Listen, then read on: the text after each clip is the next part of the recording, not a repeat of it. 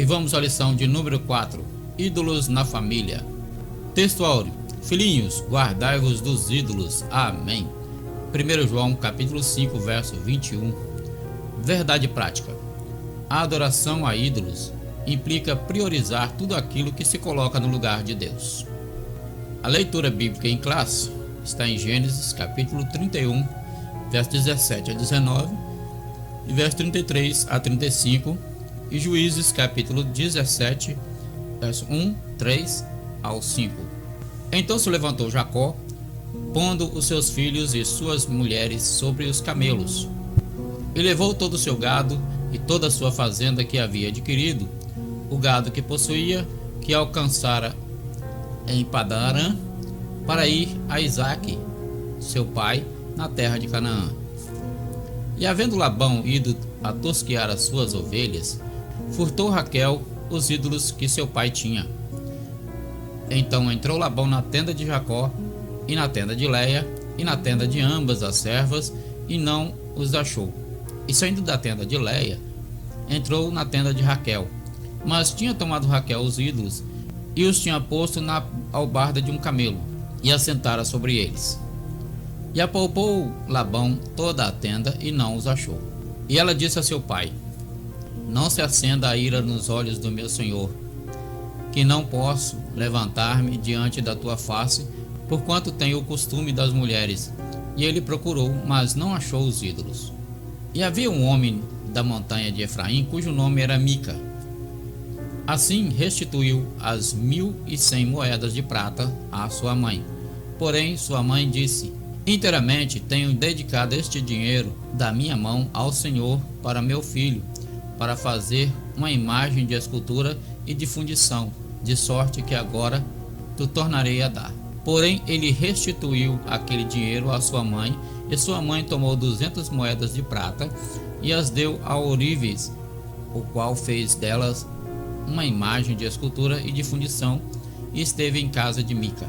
E tinha este homem, Mica, uma casa de deuses, e fez um éfode de terafins, e consagrou a um dos seus filhos para que lhe fosse por sacerdote. Introdução. Temos nessa lição duas histórias distintas que relatam a convivência com a idolatria dentro de casa. No primeiro caso, temos Raquel, a mulher de Jacó, que sabia que seu marido servia ao Deus de seus pais e que ele era poderoso, invisível e não precisava de ídolos de sua imagem. Entretanto, Raquel achava-se insegura quanto ao seu futuro. Sentindo-se injustiçada pelo seu pai, que não lhe deu nenhuma herança, nem a ela nem a sua irmã Léia, resolveu furtar as pequenas estatuetas ou ídolos de seu pai, que eram os pequenos deuses dentro da casa de Labão. O segundo caso é o de Mica, um eframita que viveu no tempo dos juízes em Israel e que, unindo-se aos danitas, fabricou ídolos e constituiu um santuário para eles em sua casa. Nessa lição, veremos as consequências da idolatria dentro de uma casa. Os ídolos encontrados na tenda de Raquel. A fuga de Jacó e sua família para a terra prometida. Depois de muitos anos de trabalho para seu sogro Labão, tendo prosperado muito, Jacó resolveu voltar à terra de seus pais, em função dos ressentimentos que existiam entre ele e seu sogro, e não vendo possibilidade de liberação para viver sua própria vida. Jacó resolveu fugir das terras de Labão, sem falar nada a ninguém. Quando foi descoberta a sua fuga, Labão e seus filhos resolveram ir atrás dele para fazê-lo voltar. Labão descobre o furto de seus ídolos domésticos. Labão era um homem idólatra e possuía pequenos deuses no interior de sua casa, para os quais ele orava e pelos quais acreditava ser ajudado. Eram, na verdade, terafins fabricados de madeira, pedra ou barro, cujas imagens eram veneradas e adoradas como amuletos para proteção familiar e pessoal. Quem os possuísse também tinha o direito à herança. Quando Raquel percebeu que seu pai não lhe daria herança alguma, ela furtou os ídolos dele. Ao chegar no acampamento de Jacó, Labão indagou-lhe a respeito dos seus ídolos e não os encontrou, porque Raquel os escondera na albarga de um camelo e se sentou sobre eles. Raquel usa a mentira para esconder o ídolo. Raquel sentou-se sobre os ídolos para que Labão não os encontrasse. Ela usou a justificativa de que estava no período menstrual, para não se levantar de cima do camelo e, consequentemente, para seu pai não encontrar os ídolos ali. Fica claro que, embora Labão acusasse Jacó de roubá-lo, foi sua filha Raquel que furtou seus ídolos e por isso o enganou. E Labão não encontrou os seus ídolos. Esse episódio gerou uma grande discussão entre Jacó e seu sogro. Diante do engano de Labão contra Jacó, subtraindo bens da herança das próprias filhas, Raquel furtou os ídolos de seu pai e mentiu para acobertar a sua tentativa de fazer justiça com as próprias mãos. O monoteísmo, a crença em um único Deus, era uma característica da religião hebraica. As antigas religiões eram politeístas, ou seja, cultuavam muitos deuses, mas o Deus de Abraão, Isaque e Jacó é o Criador e Senhor de toda a terra, o único e verdadeiro Deus. Saber isso era importante para Israel, pois a nação estava prestes a entrar em uma terra cujos habitantes criam em muitos deuses. Tanto naquela época como hoje, existem os que preferem colocar sua confiança em muitos deuses diferentes. Mas chegará o dia em que Deus será reconhecido como o único. Ele será rei sobre toda a terra. Zacarias capítulo 14, verso 9.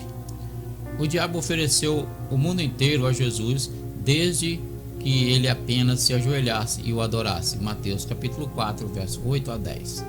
Hoje, o diabo nos oferece o mundo, tentando envolver-nos pelo materialismo na busca pelo poder.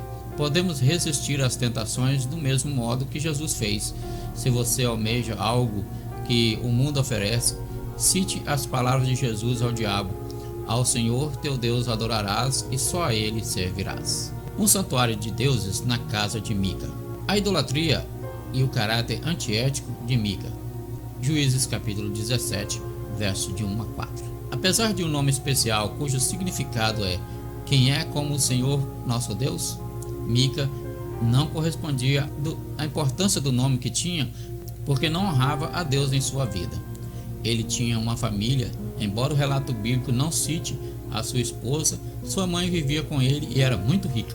O povo que vivia na região montanhosa de Efraim tinha se corrompido por causa da idolatria. Havia em Israel, de modo geral, um abandono total aos mandamentos da lei de Moisés. Juízes capítulo 8, verso 27. Em que o povo de Israel aderiu ao sincretismo religioso que implicava uma apostasia total.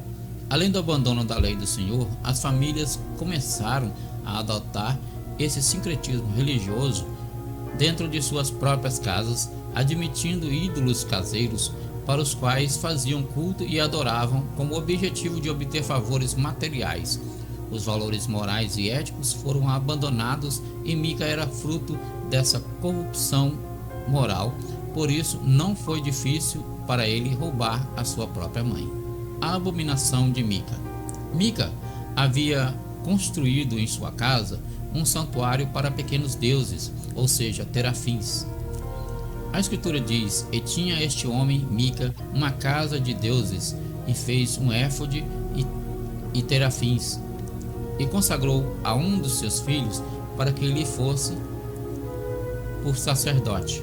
Mica havia roubado a própria mãe, sem que ela soubesse. Ele levou consigo 1.100 ciclos de prata, equivalente a 13 quilos do metal. Visto que sua mãe não sabia que era seu próprio filho quem a furtara, ela lançava maldições sobre o ladrão. Juízes capítulo 17, verso 2.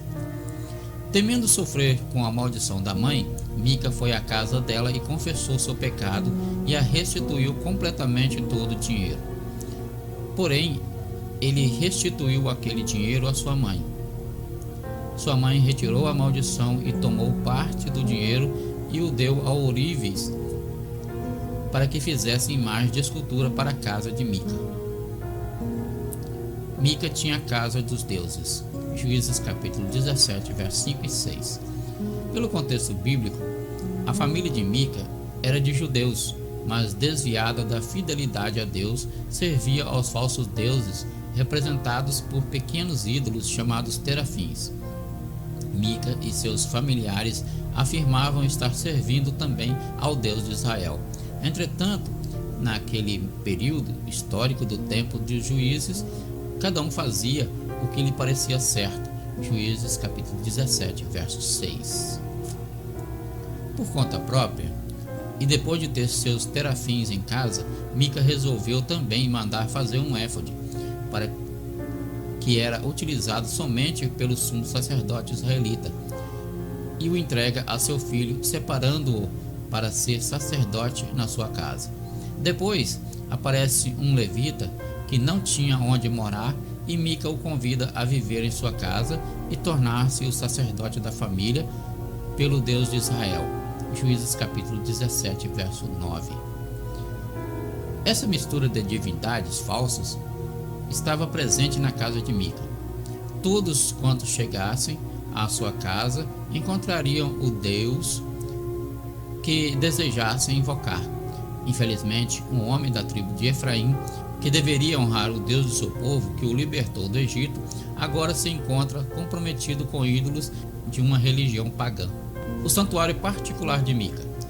Somos primeiramente apresentados a uma família que vive no território de Efraim, cujo filho Mica roubara 1.100 peças de prata de sua mãe. A restituição promovida por Mica não foi por arrependimento voluntário, mas porque sua mãe lançara maldições contra o ladrão. E um homem bastante supersticioso certamente temeria manter para si um ganho obtido desonestamente sob maldição. Em retribuição, a mulher consagrou a prata ao Senhor para fazer uma imagem de escultura e de fundição, ou seja, um ídolo. Essa associação de idolatria com o nome do Senhor era uma triste constatação do alcance da corrupção promovida pela religião cananeia sobre a adoração pura a Deus. A imagem de fundição, um termo que também significava cobertura, pode ter sido um tipo de revestimento com o mesmo formato do ídolo que ela guardava. A mãe separou 200 peças do montante recuperado e entregou a um ourives que fez a imagem e sua cobertura.